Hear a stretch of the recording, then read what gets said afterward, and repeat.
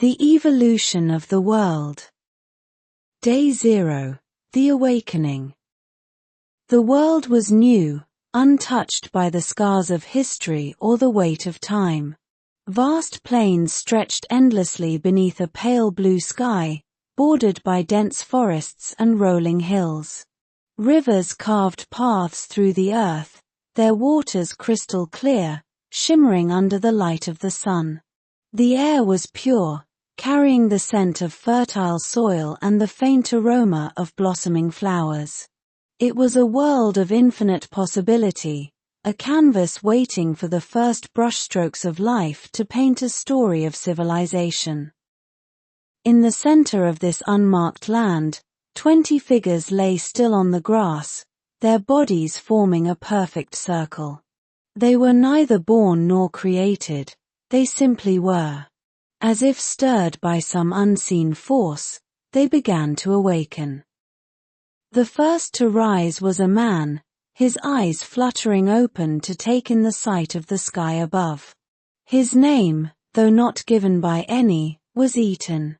He felt no fear, no confusion, only an overwhelming sense of being. He sat up, his muscles moving with a natural ease, and looked around. Surrounding him were 9 other men and 10 women, all beginning to stir from their slumber. One by one, they awoke. They had no memories, no past to speak of, only the knowledge that they existed, and that existence was a shared experience.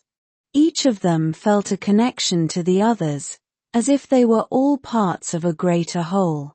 The knowledge of their names came to them instinctively, as if whispered by the wind: Ethan, Amora, Lara, Sailor, Darin, Kira, Elan, Myra, Talon, Naira, and so on until all 20 knew themselves and each other. Ethan rose to his feet and looked at the others. His gaze settled on a woman across from him, her hair a cascade of dark curls, her eyes bright with curiosity. She smiled at him, and he felt a warmth spread through him, a recognition that she was like him, yet different in a way he could not yet understand. "Who are we?" the woman asked, her voice steady but laced with wonder. Her name was Amora, and as she spoke, the others turned to look at her, waiting for an answer none of them could yet provide. Ethan took a step toward her, then another, until he stood before her. "We are here," he said, the words forming naturally, though their meaning was still unclear. "And that is enough for now." The others began to rise, moving closer to each other, forming smaller groups within the circle they had awoken in. They touched their faces, their hands, exploring the sensations of their own bodies and those of the others around them. There was no sense of shame or hesitation, only curiosity and a deep, intrinsic understanding that they were meant to be together. Lera, a tall man with broad shoulders and a calm demeanor, spoke next. "This place, it feels like it belongs to us. Like we are supposed to do something with it." "Yes," said Sailor, a woman with striking green eyes. "But what? And how do we begin?" Ethan looked around, taking in the vast, untamed landscape. He felt a stirring in his chest, a desire to shape the world around him, to make it a place where they could all live, grow, and thrive. "We start by exploring," he said. "We need to understand this land, what it offers, what it hides. We need to find food, shelter, and water." The others nodded in agreement. It was a simple plan, but it was a beginning.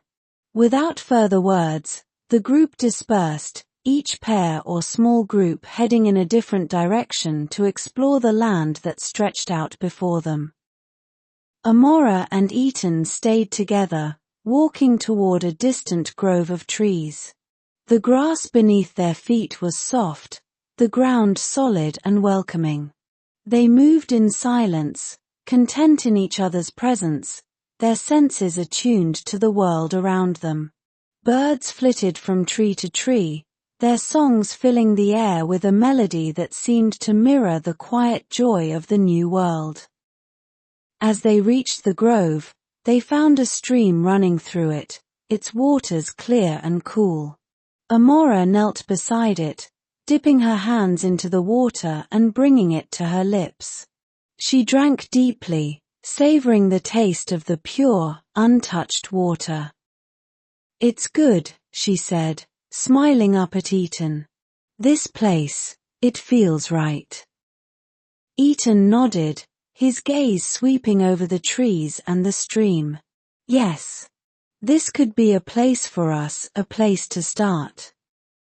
Meanwhile, Lyra and Sailor had ventured toward a small hill overlooking the plains. From its peak, they could see for miles, the vastness of the world stretching out before them. "Look at it," Sailor said, her voice filled with awe. "It's endless." Lyra placed a hand on her shoulder, sharing in her wonder. "It is.